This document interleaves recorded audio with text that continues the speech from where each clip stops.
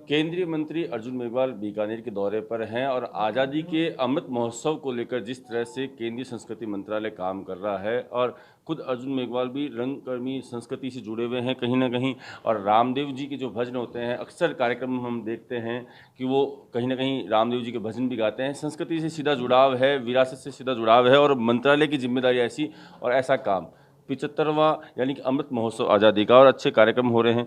अर्जुन जी, किस तरह से देखते हैं आज़ादी के अमृत महोत्सव में हो रहे कार्यक्रमों को? देखिए, ये देश अपने आज़ादी के 75वें वर्ष में प्रवेश कर गया और इस आज़ादी के अमृत महोत्सव में करीब 75 वीक कार्यक्रम होंगे। अभी बहुत अच्छा कार्यक्रम 15 अगस्त को हुआ, जब राष्ट्रगान.in पे देश के बहुत से नागरिकों ने एक साथ राष्ट्रगान गाया। इस तरह के कई कार्यक्रम नवाचार बीच बीच में होते रहेंगे। आपने देखा होगा कि दूरदर्शन पे एक फिल्म आई जिस फिल्म का नाम था गर्व का पर्व, जो हमें 75 साल तक आज़ादी के माध्यम से हम आगे बढ़े। आगे हमें 25 साल का रोड मैप लेकर के चलना है। जब हम शताब्दी वर्ष मनाएं तो देश कैसा हो, इसका प्लान मन में हो।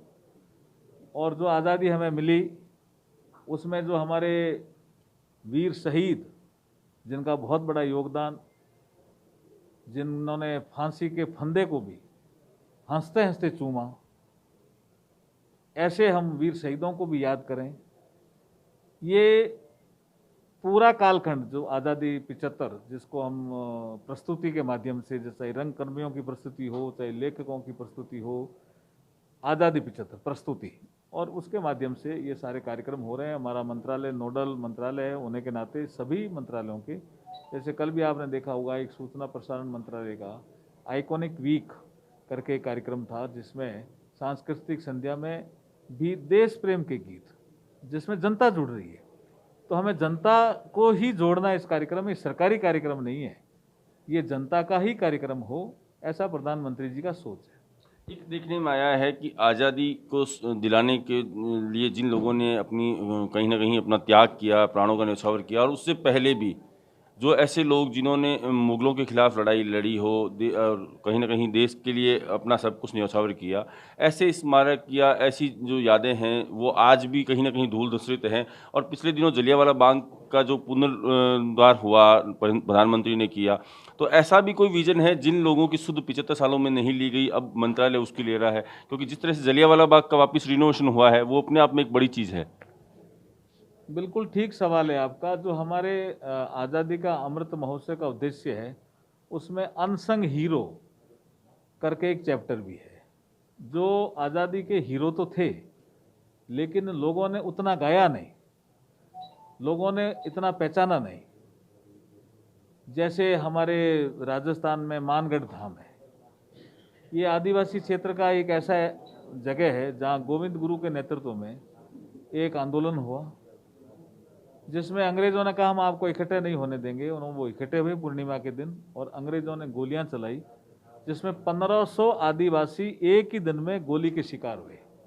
लेकिन इसकी जानकारी ज़्यादा नहीं है। इतिहास के पन्नों में ऐसे स्थान भी दर्ज होने चाहिए। ये भी हमारा जो आज़ादी का अमृत महोत्सव है उसका एक उद्देश्य है। जो आपने कहा कि कुछ ऐसे प्रमुख स्थान हैं जो आज़ादी के आंदोलन में वो मुख्य स्थान होने चाहिए, या उनका पार्क अच्छा होना चाहिए, या उनकी सफाई प्रॉपर नहीं रहती है, या वो मेंटेनेंस नहीं है, या उसमें कोई अच्छी बिल्डिंग नहीं बनी हुई है। ऐसे भी एक स्थान है कई। जैसे एक स्थान मैंने ढूंढ करके मेरे मंत्रालय को दिया कि कानपुर में एक गंगू मेहतर करके एक सीन आता है। तो मैंने ये कहा भी आपने कानपुर 20-25 दिन रुके, ललित कला अकादमी के लोग, तो आप कानपुर रुके, ठीक है, आपने जो आज़ादी के हीरोज हैं उसके बारे में सारे चित्र बनाए, तो एक आदमी गंगू मेहतर भी तो थे वहाँ, उनका भी एक आपको चित्र बनाना चाहिए।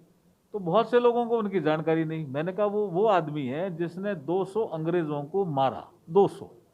उसमें किसी अंग्रेज को गाली देना भी बहुत बड़ी बात है, गोली चलाना लड़े वो पेशवाओं की तरफ से थे, तो पेशवाओं का नाम आ रहा, लेकिन लड़ा कौन?